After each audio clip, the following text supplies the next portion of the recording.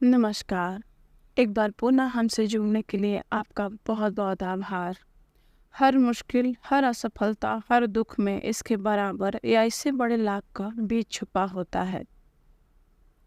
अमेरिकी रास्ते में सोचिए और अमीर बनिए की पुस्तक का 5वां अध्याय विशेषज्ञ ज्ञान, व्यक्तिगत अनुभव या विचार, अमेरिकी दिशा में चौथा कदम। ज्ञान दो तरह का होता है, एक है सामान्य ज्ञान, दूसरा है विशिष्ट ज्ञान। सामान्य ज्ञान चाहे किसी भी मात्रा में या विविधता में हो, धन के संग्रह में या अधिक उपयोगी नहीं होता। इंसान की सभ्यता में सामान्य ज्ञान के जितने रूप हो सकते हैं, बड़े विश्वविद्यालयों में यह सभी रूप पाए जाते हैं। ज़्यादातर प्रोफेसर के पास बहुत कम पैसा होता है, ज्ञान देना उनकी विशेषज्ञता है, परंतु वे इस ज्ञान के संगठन का उपयोग विशेषज्ञ नहीं होते। ज्ञान से पैसा नहीं आता। जब तक कि धन के संग्रह का लक्ष्य न बनाया जाए और इस लक्ष्य को प्राप्त करने के लिए कार्य की व्यवहारिक योजना बनाकर इस ज्ञान को संगठित न किया जाए और बुद्धिमानी पूर्वक इसका प्रयोग न किया जाए, इस तथ्य की समझ का अभाव ही वह सबसे बड़ा कारण है जिसकी वजह से लाखों करोड़ों लोग इस गलती और इस धारणा में विश्वास रखते हैं। ज्ञान ही शक्ति है, ऐसी कोई बात नहीं है। ज्ञान केवल संभावित शक्ति है।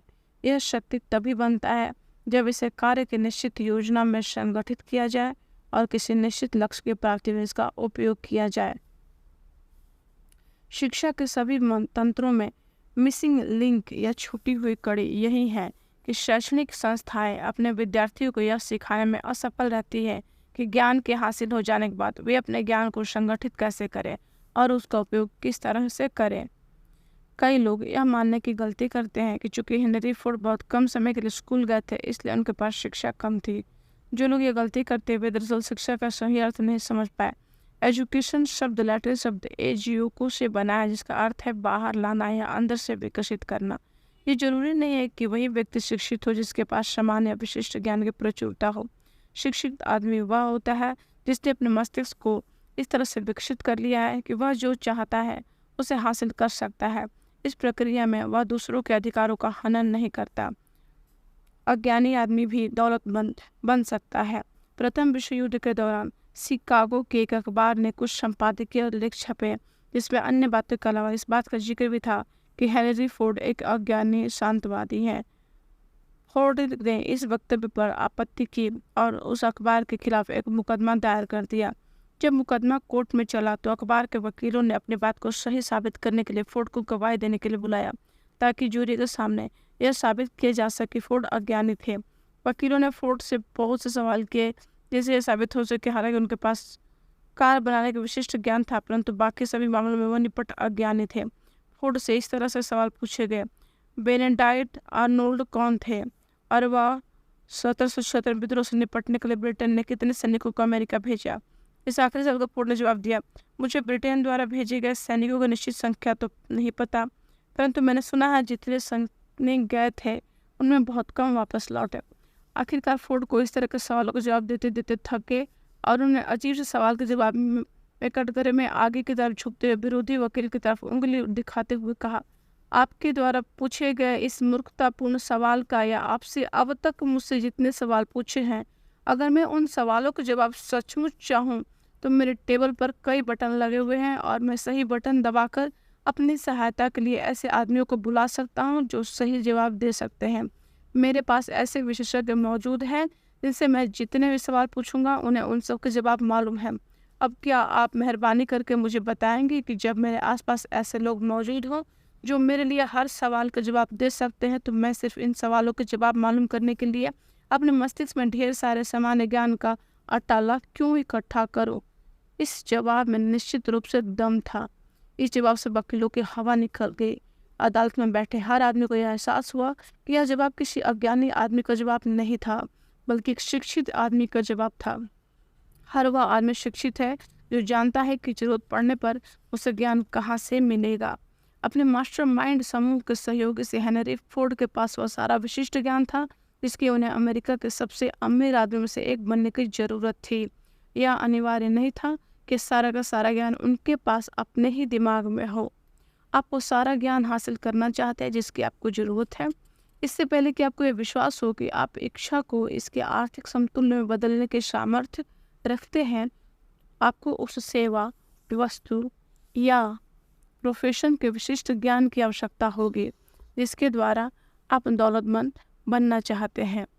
बहुत अधिक धन के संग्रह के लिए शक्ति की आवश्यकता होती है और शक्ति हासिल होती है विशिष्ट ज्ञान के संयोजन और बुद्धिमत्तापूर्ण उपयोग से।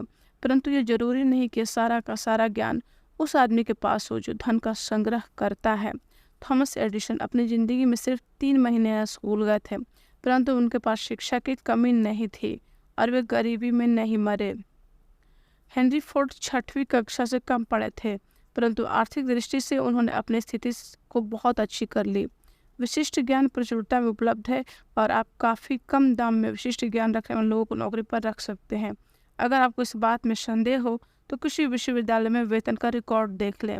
यह जानना महत्वपूर्ण है कि ज्ञान किस तरह खरीदा जाए। सबसे पहली बात तो यह है कि आप फैसला कर लें कि आपको किस विशिष्ट ज्ञान की ज़रूरत है। साथ ही आपको यह भी पता होना चाहिए कि आप उस ज्ञान से कौन सा लक्ष्य हासिल करना चाहते हैं। बहुत हद तक जीवन में आपका प्रमुख लक्ष्य वह लक्ष्य है जिसके आप काम कर रहे हैं। यह तय करेगा कि आपको किस ज्ञान की आवश्यकता है। इस प्रश्न का जवाब मिल जाने के बाद आपका अगला कदम है यह होगा कि अब वह सही जानकारी हासिल करने और विश्वसनीय स्रोतों को खोजें। इनमें अधिक महत्वपूर्ण है 1 अपना अनुभव और शिक्षा, दूसरा है दूसरों के सहयोग के द्वारा उपलब्ध अनुभव और शिक्षा, तीसरा है कॉलेज और यूनिवर्सिटी, चौथा है सार्वजनिक पुस्तकालय और 5वां है विशेष प्रशिक्षण कोर्स। जब ज्ञान हासिल किया जाए तो उसके बाद अपने निश्चित लक्ष्य के लिए योजना बनाकर इसे प्रयोग में लाया जाए। ज्ञान का कोई मूल्य नहीं है सिवाय इसके कि आप जो भी ज्ञान हासिल करें उसका इस्तेमाल आप किस लक्ष्य की प्राप्ति के लिए करें। अगर आप अतिरिक्त स्कूलिंग के बारे में विचार कर रहे हो तो पहले तय कर लें आपका वो लक्ष्य क्या है जिसके लिए आपको ज्ञान की जरूरत है। फिर यह जानें कि वह विशिष्ट ज्ञान आपको किन विश्लेषक स्रोतों से मिल सकता है। हर क्षेत्र में सफल लोग अपने प्रमुख लक्ष्य, बिजनेस या प्रोफेशन से संबंधित विशिष्ट ज्ञान हासिल करते ही रहते हैं। यह सिलसिला कभी खत्म नहीं होता। जो लोग सफल नहीं हैं वे आमतौर पर इस गलतफहमी के शिकार होते हैं स्कूल की पढ़ाई खत्म होने के बाद सीखने का दौर समाप्त हो जाता है। सच्चाई तो यह है कि स्कूल शिक्षा तो सिर्फ विद्यार्थी को वह रास्ता बताती है कि वे व्यावहारिक ज्ञान हासिल किया जा सके। आज का युग विशेषज्ञता का युग है। विशेषज्ञों की सबसे अधिक जरूरत है। रोजगार देने वाली कंपनियों ऐसे उम्मीदवारों को खास तलाश रहती है जिनमें विशेषज्ञता हो। ऐसे लोग जो अकाउंटिंग, एस्थेटिक्स, इंजीनियरिंग इत्यादि में क्षेत्र में प्रशिक्षित हो, जो पत्रकार, आर्किटेक्ट, केमिस्ट या प्रशिक्षण ले चुके हो। वह आदमी जो कैंपस में सक्रिय होता है, जिसका व्यक्तित्व ऐसा होता है, वह सभी लोगों को अच्छा तालमेल बिठा लेता है और जो पढ़ाई भी अच्छा होता है वह उस विद्यार्थी से बेहतर है जो सिर्फ पढ़ाई में लगा रहता है। जिनके पास हर तरह की योग्यता होती है उनमें कईयों को बहुत सी नौकरी के ऑफर मिलते हैं, कुछ को तो 6 नौकरी तक के ऑफर मिले हैं। हम लोग मूलतः ऐसे आदमियों को खोजने में रुचि रखते हैं जो मैनेजमेंट के काम में अद्भुत प्रगति कर सकते हैं। इस वजह से हम शैक्षणिक पृष्ठभूमि के बजाय चरित्र, बुद्धि और व्यक्तित्व के गुणों पर विशेष ध्यान देते हैं। अप्रेंटिसशिप का प्रस्ताव। गर्मी की छुट्टियों में ऑफिस, स्टोर्स और औद्योगिक संगठनों में अप्रेंटिसशिप की वकालत करते हुए मिस्टर मूर ने कहा कि कॉलेज के पहले 2 या 3 सालों में हर विद्यार्थी यह कहा जाना चाहिए कि वह एक निश्चित भावी कोर्स को चुन लें और अगर उसे लगता है कि वह गैर विशेषता वाले शिक्षण पाठ्यक्रम में बिना मकसद के भटक रहा है तो ऐसा करना बंद कर दे। विशेषज्ञता की स्कूलिंग की किनको जरूरत है? उनके लिए ज्ञान के सबसे विश्वसनीय और व्यवहारिक स्रोत में से एक है अधिकांश बड़े शहरों में चल रहे नाटक स्कूल। जहाँ भी अमेरिका में डाक जाती है वहाँ तक पत्राचार स्कूलों का विशेष प्रशिक्षण भी जाता है, जिनमें उन सभी विषयों पर प्रशिक्षण दिया जाता है जो पत्राचार के माध्यम से पढ़ाया या सिखाया जा सकता है। कलेक्शन एजेंसी से एक सबक। बिना प्रयास और कीमत के हासिल हुई किसी भी चीज़ को आमतौर पर महत्व नहीं दिया जाता। शायद इसलिए हम पब्लिक स्कूलों में मिलने वाले बेहतरीन अवसर का बहुत कम लाभ उठाते हैं। विशिष्ट अध्ययन के निश्चित कार्यक्रम में हम कुछ हद तक अनुशासित होते हैं। इस तरह उस गंवाए हुए अवसर की भरपाई होती है। पत्राचार स्कूल बहुत अच्छी तरह से चलाई जाने वाले बिजनेस संस्थाएं हैं, उनकी ट्यूशन फीस इतनी कम है कि तत्काल पेमेंट पर जोर देना उनकी मजबूरी है। पत्राचार और स्कूलों ने इस बिंदु को अधिक रेखांकित किया है। हालांकि सच्चाई यह है कि उनका कलेक्शन डिपार्टमेंट हमें निर्णय शीघ्रता और किसी काम को शुरू करने के बाद पूरा करने की आदत के बारे में बहुत कम प्रकाशित करते हैं। मैंने यह अनुभव से सीखा है कि जब 45 साल पहले की बात है, मैंने एडवर्टाइजमेंट के एक होम स्टडी कोर्स में अपना नाम लिखवा लिया। 8 या 10 लेसन पूरे होने के बाद मैंने पढ़ना छोड़ दिया, परंतु स्कूल ने मुझे बिल भेजना नहीं छोड़ा। उसे पेमेंट पर जोर दिया, चाहे पढ़ाई करो या ना करो। मैंने फैसला किया कि अगर मुझे इस कोर्स के लिए भुगतान करना ही है तो मुझे अपने लेसन पूरे करने ही लेने चाहिए, और ताकि मेरे पैसे पूरी कीमत वसूल ली जाए। उस समय मैं शुरू किया स्कूल का कलेक्शन सिस्टम बहुत कुछ ज़्यादा अच्छी तरह से नियोजित है, परंतु मैंने बाद के अपने जीवन में सीखा कि इस बात ने मुझे बहुत अच्छा और मूल्यवान प्रशिक्षण दिया जो मुझे मुफ्त में मिला था। चूँकि मुझे पैसे चुकाने के लिए विवश किया गया था, इसलिए मैं आगे बढ़ा और मैंने वह कोर्स कर लिया। बाद में मैंने अपने जीवन में पाया कि उस स्कूल का सक्षम कलेक्शन सिस्टम का मेरे लिए पैसे कमाने के अर्थ में बहुत महत्व था, और उसका कारण था एडवर्टाइजिंग के लिए लिया गया वह प्रशिक्षण जिसे मैंने अनिच्छा से पूरा किया था। विशेषज्ञ ज्ञान की राह। कहा जाता है इस देश में दुनिया का सबसे बड़ा पब्लिक का स्कूल सिस्टम है। इंसानों के साथ एक अजीब चीज़ यह है कि वे उस चीज़ का मूल्यवान और महत्वपूर्ण समझते हैं जिसकी वे कीमत चुकाते हैं। लोगों में एक कमजोरी होती है जिसका कोई इलाज नहीं है, और शाश्वत कमजोरी महत्वाकांक्षा की कमी। लोग, खासकर तनख्वाह पाने वाले लोग, अगर अपने खाली समय का टाइम टेबल बनाएं और उसमें होम स्टडी के लिए समय निर्धारित करें तो प्रायः वे ज़्यादा और समय तक नीचे के पायदान पर नहीं रह सकते, वे सफलता हासिल करते हैं। प्रशिक्षण का होम स्टडी का तरीका नौकरी करने वाले लोगों के लिए खास तौर पर उपयोगी है, जिन्हें यह महसूस किया होता है कि स्कूल छोड़ने के बाद उन्हें कोई अतिरिक्त विशेषज्ञता ज्ञान हासिल करना चाहिए, परंतु जिनके पास स्कूल जाने के लिए समय नहीं है। एक आसान विचार जो बहुत कम कीमती साबित हुआ। हम एक विशिष्ट उदाहरण लें। ग्रोसरी स्टोर के एक सेल्समैन ने अचानक अपने आप को बेरोजगार पाया। चूँकि उसके पास बुक कीपिंग का कुछ अनुभव था, इसलिए उसने अकाउंटिंग का एक विशेष कोर्स किया। उसने अपने आप को बुक कीपिंग और ऑफिस उपकरणों के नवीनतम रूप में परिचित करवाया, और उसने खुद का बिजनेस शुरू करने की दिशा में कदम रखा। उसने अपने काम की शुरुआत उसी ग्रोसरी से की जिसके लिए वह पहले काम किया करता था। इसके बाद उसने 100 से अधिक व्यापारियों से कॉन्टैक्ट किया और उनका हिसाब किताब रखेगा और बदले में नाम मात्र का मासिक शुल्क लेगा। उनका विचार इस व्यवहारिक था कि जल्दी ही उसे एक छोटे डिलीवरी ट्रक में एक पोर्टेबल ऑफिस बनाना पड़ा, जिसमें उसने आधुनिक बुक कीपिंग मशीनरी रखी। अब उसके पास इन चलित बुक कीपिंग वाहनों का एक दस्ता है और उसके पास सहयोगियों का एक बड़ा स्टाफ है, जिनके द्वारा वह छोटे व्यापारियों को बहुत कम कीमत में बहुत ज़्यादा और बहुत बढ़िया अकाउंटिंग सेवा देता है। विशेषज्ञ ज्ञान और कल्पना वे तत्व हैं जिनके कारण यह अद्भुत और सफल बिजनेस बन पाया। पिछले साल इस बिजनेस के मालिक ने जितना इनकम टैक्स चुकाया वह उस आदमी से 10 गुना ज़्यादा था जो उसे तब होती थी जब वह ग्रोसरी की तुलना में सेल्समैन हुआ करता था। इस सफल बिजनेस की शुरुआत सिर्फ एक विचार से हुई। यह विचार उस सेल्समैन द्वारा सुझाया गया था जिसने सेलिंग छोड़ दी और वह होलसेल स्तर पर बुक कीपिंग के बिजनेस में गया। उसने एक और समस्या सुलझा ली जो सुलझाना था। एक युवा महिला टाइपिस्ट की मदद से उसने पूरी कहानी लिखी, एक बहुत आकर्षक पुस्तक तैयार की जिसमें बुक कीपिंग के नए सिस्टम के लाभों का वर्णन किया गया था। सभी पृष्ठों को सुंदरता से टाइप किया गया और एक साधारण स्क्रैप बुक में लगा दिया गया। इसमें नए बिजनेस की कहानी इतने प्रभावी ढंग से कही गई थी इसके मालिक के पास इतने ज़्यादा अकाउंट आ गए कि उन्हें संभालने में उसे पसीना आ गया। आदर्श नौकरी पाने के लिए एक आजमाई हुई योजना। देश भर में ऐसे हजारों लोग हैं जिन्हें ऐसे मार्केटिंग विशेषज्ञों की सेवाओं की जरूरत है जो उनकी व्यक्तिगत सेवाओं की मार्केटिंग कर सके और उनके लिए एक आकर्षक बायोडाटा तैयार कर सके। यहाँ पर जो विचार दिया जा रहा है वह आवश्यकता की उपज था, आपातकालीन स्थिति में उठाया गया कदम था, परंतु इससे एक से अधिक लोगों का भला हुआ। वह महिला जिसके दिमाग में यह विचार आया उसकी कल्पना शक्ति बहुत पैनी थी। उसने तत्काल समझ लिया कि इस विचार में एक नए प्रोफेशन को शुरू करने की शक्ति थी जिसके द्वारा उन हजारों लोगों की सेवा की जा सकती थी जिन्हें व्यक्तिगत सेवाओं के मार्केटिंग के लिए प्रैक्टिकल मार्गदर्शन की जरूरत थी। जब इस महिला को व्यक्तिगत सेवाओं की मार्केटिंग करने के अपने पहले प्लान में तत्काल सफलता मिली तो उसे प्रेरणा मिली। इसके बाद इस ऊर्जावान महिला ने अपने पुत्र की इसी तरह की समस्या का समाधान खोजा। उसका पुत्र अभी अभी कॉलेज से निकला था, परंतु अपने स्वभाव के लिए उसे बाजार नहीं मिल रहा था। उस महिला ने अपने पुत्र के लिए जो मार्केटिंग प्लान बनाया वह व्यक्तिगत सेवाओं को बेचने का मेरे द्वारा खोजा गया सबसे सर्वश्रेष्ठ उदाहरण था। जब प्लान पुस्तिका पूरी हुई तो इसमें टाइप किए गए 50 पेज थे और पूरी जानकारी अच्छी तरह सुनियोजित थी। इसमें उसके पुत्र की जन्मजात योग्यता, स्कूलिंग, व्यक्तिगत अनुभव के अलावा बहुत सी जानकारी दी गई थी। इसका प्लान पुस्तिका में यह भी बताया गया था कि उसके पुत्र को किस तरह का पद चाहिए। इसके अलावा इसमें यह भी स्पष्ट रूप से बताया गया था कि वह उस पद पर किस तरह काम करेगा।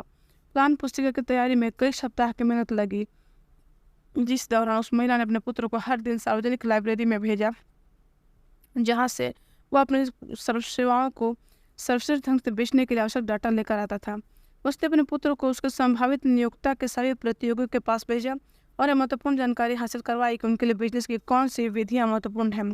प्लान बनाने में यह जानकारी बहुत महत्वपूर्ण साबित हुई और इसके द्वारा यह जाना गया कि वह अपने अपेक्षित पद पर किस तरह काम करेगा।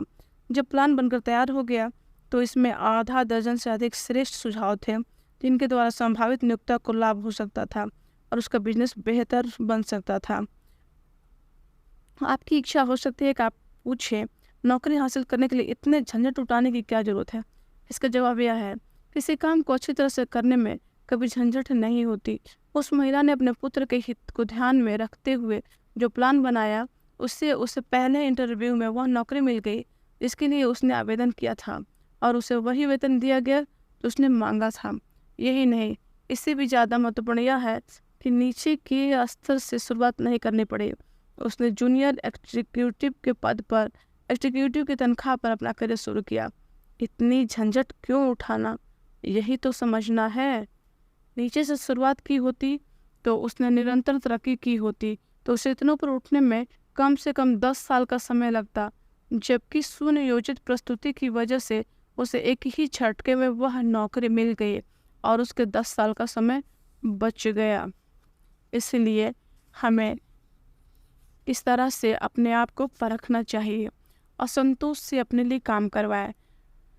डैन हाल्पिन का उदाहरण एक बहुत श्रेष्ठ उदाहरण है। अपने कॉलेज के दिनों में वे प्रसिद्ध national champion Notre Dame football team के मैनेजर थे, जो वे स्वर्गीय न्यूट रॉबिन के निर्देशन में बनी थी। हाल्पिन ने बड़े निराशा समय में अपना कॉलेज पूरा किया, क्योंकि उस वक्त मंदी का दौर चल रहा था और नौकरियां कम हो गई थी। लगभग 2 सालों तक उसने काम लगातार किया और हियरिंग एड्स बेचने का, हालांकि वह इस काम में कतई पसंद नहीं करता था। वह कभी ऊपर नहीं उठ पाया होता अगर उसने अपने असंतोष को दूर न किया होता। उसने सबसे पहले तो यह लक्ष्य बनाया कि अगर अपनी कंपनी का असिस्टेंट सेल्स मैनेजर बने और उसे नौकरी मिल गई, ऊपर की तरफ उठाए गए इन कदमों ने उसे भीड़ से इतना ऊपर उठा दिया जिससे वह अधिक बड़े अवसर को देख पाया। इसके अलावा उसने अपने आप को इतना ऊपर उठा लिया कि वहाँ पर अवसर उसे देख सके। उसने हियरिंग एड बेचने के मामले में इतना शानदार रिकॉर्ड बनाया था कि प्रतिद्वंदी कंपनी डिक्टोग्राफ प्रोडक्ट कंपनी के चेयरमैन A.M. एंड्रूज ने यह जाना कि आखिर डैन हाल्पिन नाम का यह आदमी कौन है जो लंबे समय से काम कर रहे डिक्टोग्राफ कंपनी की सेल इतनी कम करवा रहा है। उसने हाल्पिन को मिलने के लिए बुलाया। जब इंटरव्यू खत्म हुआ तो हाल्पिन नया सेल मैनेजर बन गया था, जिसे अकाउंटिंग डिवीजन का चार्ज दिया गया। फिर यह देखने के लिए युवा हाल्पिन किस मिट्टी का बना है, मिस्टर एंड्रू 3 महीने के लिए फ्लोरिडा चले गए और हाल्पिन को उसके हाल पर छोड़ दिया, चाहे वह डूबे या तैरे। वह डूबा नहीं। न्यूट रोकने की भावना। सारी दुनिया विजेता से प्रेम करती है और पराजित आदमी की तरफ देखने के पास उसके पास फुर्सत नहीं होती, ने उसे प्रेरित किया। उसने अपने काम को इतना बढ़िया ढंग से किया कि वह अपनी कंपनी का वाइस प्रेसिडेंट चुन लिया गया। यह एक ऐसा पद था जिसे अधिकांश लोग 10 साल के निष्ठा भरी मेहनत के बाद भी हासिल करके गर्व का अनुभव करते। हाल्पिन को यह पद 6 महीने से कम में मिल गया था। इस पूरे फिलोसफी से इस बिंदु पर जोर देने की कोशिश की जा रही है कि अगर हम चाहें तो हम उन परिस्थितियों को नियंत्रित करने में सक्षम होते हैं जिनके द्वारा हम ऊंचे पदों पर पहुंचते हैं या नीचे ही बने रहते हैं। आपके सहयोगी अमूल्य हो सकते हैं। मैं इस बिंदु पर जोर देने की कोशिश कर रहा हूँ कि सफलता और असफलता दोनों ही बहुत हद तक आदत का परिणाम है। मुझे जरा भी संदेह नहीं है कि अमेरिका के महानतम फुटबॉल कोच के साथ करीबी रूप से जुड़ने के कारण डैन हाल्पिन के मस्तिष्क में सर्वश्रेष्ठ बनने की वही प्रबल आकांक्षा थी जिसने नॉट्रे डेम फुटबॉल टीम को विश्व प्रसिद्ध बनाया। यह सच है कि हीरो वर्शिप या आदर्श व्यक्तित्व का अनुसरण एक बहुत अच्छा विचार है, बशर्ते आप विजेता का अनुसरण करें। नीचे से शुरू करना ठीक नहीं है। किसी भी आदमी के लिए निचला स्थान बोरियत भरा, भयावह और लाभहीन स्थान है। इसलिए मैंने इस बारे में इतने विस्तार से बताया है कि अगर सही योजना बनाई जाए तो नीचे से शुरुआत करने को किस तरह रोका जा सकता है। विशेषज्ञ ज्ञान द्वारा अपने विचारों को किस तरह मूल्यवान बनाए। जिस महिला ने अपने पुत्र के लिए पर्सनल सर्विस सेल्स प्लान बनाया, वह उसे देश भर के लोगों के साथ यह आग्रह मिले कि वह उनके लिए भी इसी तरह का प्लान बना दे। ये सभी लोग उसका सहयोग चाहते थे ताकि उन्हें व्यक्तिगत सेवाओं के बदले में अधिक धन लाभ मिल सके। हमें यह नहीं मान लेना चाहिए कि उस महिला की योजना सिर्फ चतुराई भरे सेल्समैनशिप थी, जिसके द्वारा उन लोगों की उन्हीं सेवाओं के बदले में अधिक धन दिलवाती थी जिन्हें पहले कम दामों में बेच रहे थे। वह व्यक्तिगत सेवाओं के विक्रेता के अलावा उनके खरीदार का भी ध्यान रखते थे। इसलिए वह इस तरह की योजना बनाती थी जिससे नियोक्ता को और अतिरिक्त धन के बदले में पूरा मूल्य मिल सके। अगर आपके पास कल्पना है और अगर आप अपनी व्यक्तिगत सेवाओं के बदले में अधिक लाभदायक विकल्प खोज रहे हैं तो यह सुझाव आपके लिए प्रेरक साबित हो सकता है। इस विचार से इतनी अधिक आमदनी संभव है जो औसत डॉक्टर, वकील या इंजीनियर को भी नहीं होती जिसने कॉलेज में कई साल अपने भविष्य की शिक्षा हासिल की है। दमदार विचारों की कोई निश्चित कीमत नहीं होती है। सारे विचारों के पीछे विशेषज्ञ ज्ञान होता है। दुर्भाग्य से जिन लोगों के पास प्रचुरता में धन नहीं होता उनके लिए विचारों की तुलना में विशेषज्ञ ज्ञान अधिक प्रचुर होता है और अधिक आसानी से हासिल किया जा सकता है। इस सच्चाई के कारण उस आदमी की शाश्वत मांग रहती है और उस आदमी के सामने अथाह अवसर होते हैं जो व्यक्तिगत सेवाओं को बेचने में लोगों की मदद करने में सक्षम है। सक्षमता का अर्थ है कल्पना, वह गुण जो विशेषज्ञ ज्ञान को विचारों से जोड़ता है एक ऐसी व्यवस्थित योजना के रूप में जिसका लक्ष्य होता है अधिक धन प्रदान करना। अगर आप में कल्पना है तो यह अध्याय आपको एक विचार प्रदान कर सकता है जिससे आपको वो दौलत मिलनी शुरू हो जाएगी जिसकी आप इच्छा रखते हैं। याद रखें, विचार ही प्रमुख वस्तु है।